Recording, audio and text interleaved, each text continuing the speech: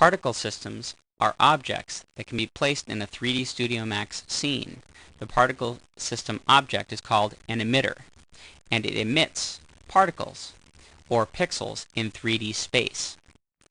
You can use particles to simulate rain, snow, water, dust, and so on.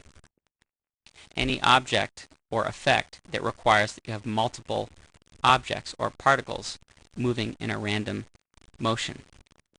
You can find particle systems or particle objects under the Create panel by clicking on the Geometry button and selecting from the pull-down Particle Systems. When you do this, you get two rollouts. We have the name and color rollout, and then we have our object type rollout, which gives us access to our 6 different types of particle systems. These are the spray, snow, super spray, blizzard, particle array, and particle cloud. And you can see when I click on these different object types, the rollouts underneath change. Some of these particles are a little simpler than others. For example, the spray and snow just have one parameter rollout. But the super spray, blizzard, particle array, and particle cloud have a number of different particle parameter rollouts. So the best way to learn about these specific particles is to play around with the parameters for these particles. Let's start out with the spray and the snow, since they only have one parameter rollout and are probably a lot easier to figure out, and save the super spray, blizzard, particle array, and particle cloud for a day when you have a lot of time on your hands. The parameters for these last 4 include basic parameters, the way that the particles are generated, the type of particle, meaning the shape.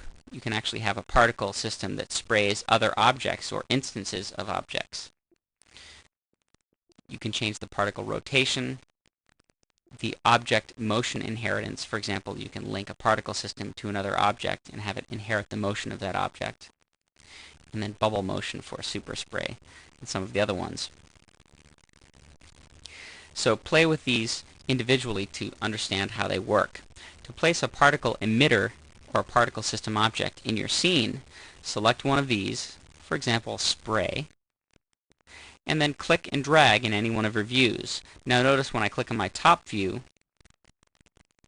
and then click on my perspective view and press play, you can see that my spray particle system emitter, the emitter is this white box by the way, and this is the object that sprays these particles out. When I've created it in my top view, it creates the axis of the spray in that direction, in this case the Z direction. So the particles are going from top to bottom in the Z direction. If I were to create the same spray particle object type in the front view, this time when I press play,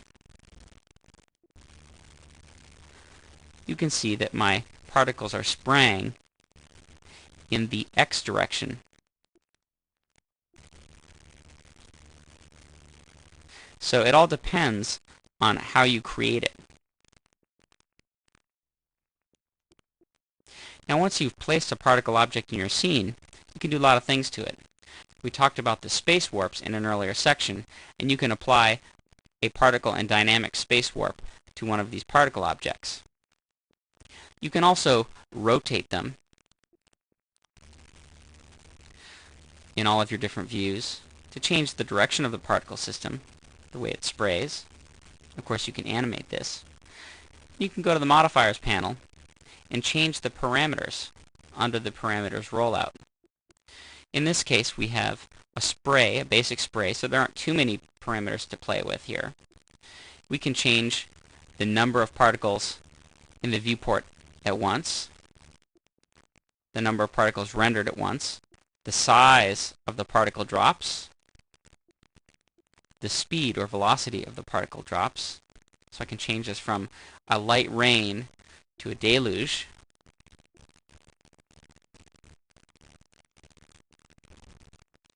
I can change the variation of the particles.